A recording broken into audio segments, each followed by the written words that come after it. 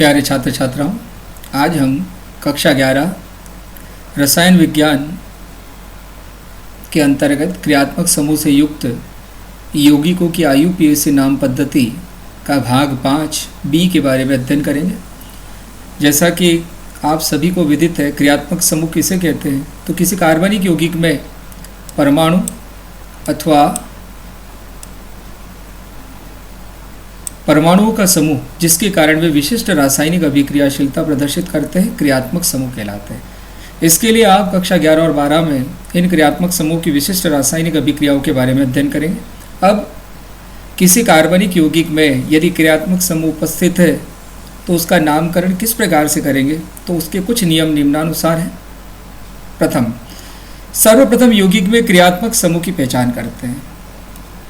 इन नियमों के पश्चात एक सारणी दी गई है और लगभग 16 प्रकार के जो क्रियात्मक समूह उसके अंदर दिए हुए हैं, उनका वरीयता क्रम और उनका पूर्वलग्न और अनुलग्न भी प्रदर्शित किया गया है, जो आपके लिए काफ़ी उपयोगी होगा। तो सबसे पहले हम किसी भी कार्बनिक यौगिक को देखेंगे और पहले पहचान करेंगे उस क्रियात्मक समूह की। क्रियात्मक समूह की पहचान के पश्चात सबसे लंबी कार्बन श्रृंखला का चयन करते हैं, जिसमें क्रियात्मक समूह को न्यूनतम अंक मिले वहाँ से अंकन करते हैं। जैसा कि हमारा एल्केन, एल्किन, एल्काइन में भी हमने इसी प्रकार से किया था। तो सबसे पहले हमें क्या करना है प्रिय छात्र छात्राओं? क्रियात्मक समूह की पहचान करनी है और उस सबसे लंबी कार्बन श्रृंखला में उस क्रियात्मक समूह को कम से कम अंक मिलना चाहिए जब हम क्रमांकन करेंगे। यदि किसी यौगिक में निम्न क्रियात्मक समूह यदि श्रृंखला में उपस्थित है तो उनके कार्बन को भी जनक श्रृंखला में लेकर अंकन करते हैं। प्रिय छात्र छात्राओं, ये बहुत ही महत्वपूर्ण बात है कि ये क्रियात्मक समूह ऐसे हैं जिनमें कार्बन उपस्थित है। COOH, COX, CONH2, COR, CHO, CN यानी कार्बोक्सिलिक अम्ल, एसिल हैलाइड, एमाइड, एस्टर और साथ ही साथ एल्डिहाइड और साइनाइड। ये कुछ ऐसे ग्रुप हैं, इन ग्रुपों के यदि किसी कार्बनिक यौगिक में उपस्थिति है तो जनक श्रृंखला के कार्बन के साथ इस कार्बन को भी अंकन किया जाता है। बहुत ही महत्वपूर्ण बात है। यस, इसके पश्चात यदि किसी क्रियात्मक समूह जनक संख्या में यानी जनक श्रृंखला में दोनों ओर से समान दूरी पर हो तो श्रृंखला का क्रमांक उस सिरे से करते हैं जहाँ से प्रतिस्थापी को न्यूनतम अंक मिले। यदि सपोज करो किसी कार्बनिक श्रृंखला में क्रियात्मक समूह बीच में है और लेफ्ट और राइट से दोनों तरफ से क्रमांकन करते हैं तो अंकन में दोनों तरफ से बराबर अंक आता है। तो ऐसी स्थिति में उस यौगिक में यदि प्रतिस्थापी उपस्थित है तो उधर से नामांकन करेंगे जहां से प्रतिस्थापी को न्यूनतम अंक मिले। इसके लिए कुछ उदाहरण हैं जो हम देखेंगे। आगे का नियम देखते हैं। यदि किसी यौगिक में एक ही प्रकार के क्रियात्मक समूह की संख्या एक से अधिक है तो इनके अनुलग्न लगने से पहले 2 होने पर डाई लिखेंगे, 3 होने पर ट्राई लिखेंगे, 4 होने पर टेट्रा आदि लिखते हैं, जो कि हम पूर्व में पढ़ चुके हैं। नामकरण करते समय सबसे पहले अब देखिए अब सबसे पहले आपको क्या करना है कि नामकरण करते समय सबसे पहले प्रतिस्थापी पूर्व लग्न के रूप में सबसे पहले आप क्या करें, किसी भी कार्बनिक यौगिक को देखें, उसके मुख्य क्रियात्मक समूह को देखें, इसके पश्चात आप प्रतिस्थापी को देखें, अंकन कर दें। अंकन के पश्चात जब आप इसका नामकरण करेंगे तो नामकरण में सबसे पहले प्रतिस्थापी का नाम आएगा और उसका पूर्व लग्न आएगा, उसकी संख्या आएगी, उसकी स्थिति आएगी। इसके बाद जनक कार्बन श्रृंखला नंबर 2 पर आपको लिखनी है, जनक कार्बन श्रृंखला। उसके बाद द्विबंध या त्रिबंध और उसके बाद मुख्य क्रियात्मक समूह, अनुलग्नक और उसकी स्थिति का अंकन करते हैं। प्रिय छात्र छात्राओं, ये बहुत ही महत्वपूर्ण है। हमेशा याद रखें कि जब किसी कार्बनिक यौगिक का नामकरण करते हैं तो सबसे पहले प्रतिस्थापी का नाम, उसकी स्थिति, इसके बाद कार्बन श्रृंखला, इसके पश्चात यदि द्विबंध है या त्रिबंध है तो उसकी स्थिति, उसका अनुलग्न और सबसे अंत में मुख्य क्रियात्मक समूह का अनुलग्न और उसकी स्थिति का अंकन करना है। जब किसी कार्बनिक यौगिक में एक से अधिक अलग क्रियात्मक समूह उपस्थित है, यानी अलग अलग है, जैसे एल्डिहाइड भी है, अल्कोहल भी है, जैसे कार्बोक्सिलिक अम्ल है, एल्डिहाइड भी है। तो ऐसी स्थिति में यदि एक ही कार्बनिक यौगिक में एक से अधिक क्रियात्मक समूह उपस्थित है, तब आप क्या करेंगे? तो उसके लिए आपको क्या करना पड़ेगा कि उसके लिए आपको इसके नीचे जो सारणी दे रखी है उसको भली भांति याद करना होगा। इसमें क्या होगा कि वरीयता क्रम में जो पहले आएगा वह होगा मुख्य क्रियात्मक समूह और जो उसके बाद आएगा वह होगा प्रतिस्थापी। देखते हैं, चलिए देखिए।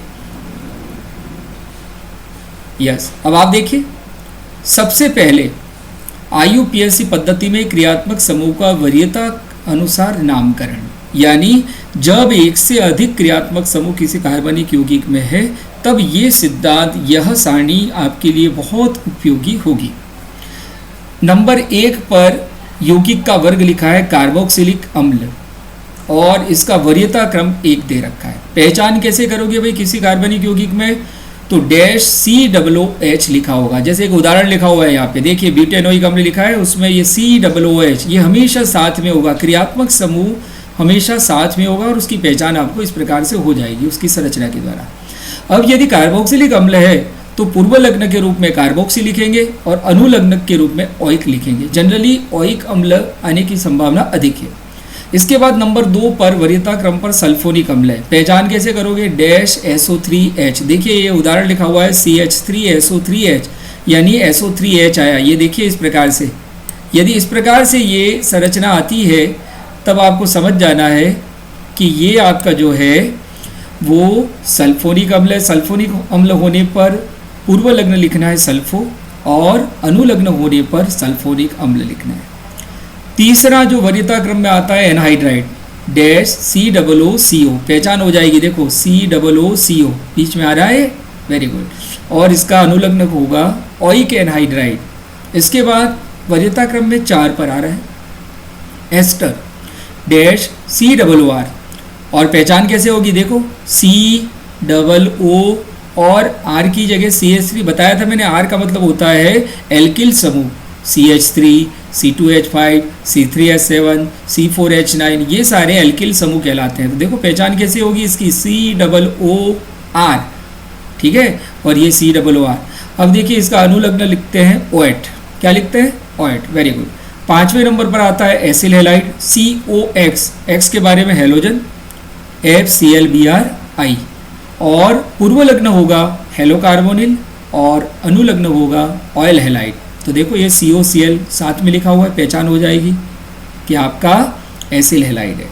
यस, देखिए आगे, यदि एमाइड है 6ठे नंबर पर, dash CONH2, dash CONHR, dash CONR2। और यदि पूर्व लग्न होगा तो कार्बे मॉयल लिखेंगे और एमाइड लिखेंगे। पहचान कैसे है? देखिए CONH2, वेरी गुड। आइसोसाइनाइड, ये 7वें नंबर पे आएगा वरीयता क्रम में, डैश NC। आइसोसाइनो पूर्व लग्न और आइसो नाइट्राइल, देखो साथ में है NC। और साइनाइड 8 नंबर पर CN। अब देखिए ये एक ऐसा समूह है जिसमें NC भी आ रहा है और CN भी आ रहा है। तो साइनाइड होगा CN, साइनो लिखेंगे और अनुलग्न के रूप में नाइट्राइल लिखेंगे। देखिए पहचान हो गई CN। 9वें नंबर पर आ रहा है एल्डिहाइड, डैश CHO, फॉर्मिल या ऑक्सो। और अनुलग्नक लिखते हैं L, CH3, CH2, CHO, butanal, ठीक है। कीटोन, कीटोन की पहचान है C डबल बॉन्ड O और दोनों तरफ आपके दोनों यौगिक आ जाएंगे, यानी एल्किल समूह आ जाएंगे।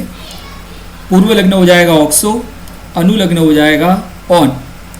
और पहचान कैसे होगी? देखो CO यानी RCOR, यानी ये बंद है C के साथ में, ये जो 2 बंद है उसमें एक तरफ R लगेगा और दूसरी तरफ भी R लगेगा, ठीक है। यानी RCOR, बीच में CO आ रहा है और दोनों तरफ RR आ रहे हैं, इसका मतलब वो आपका कीटोन ग्रुप है।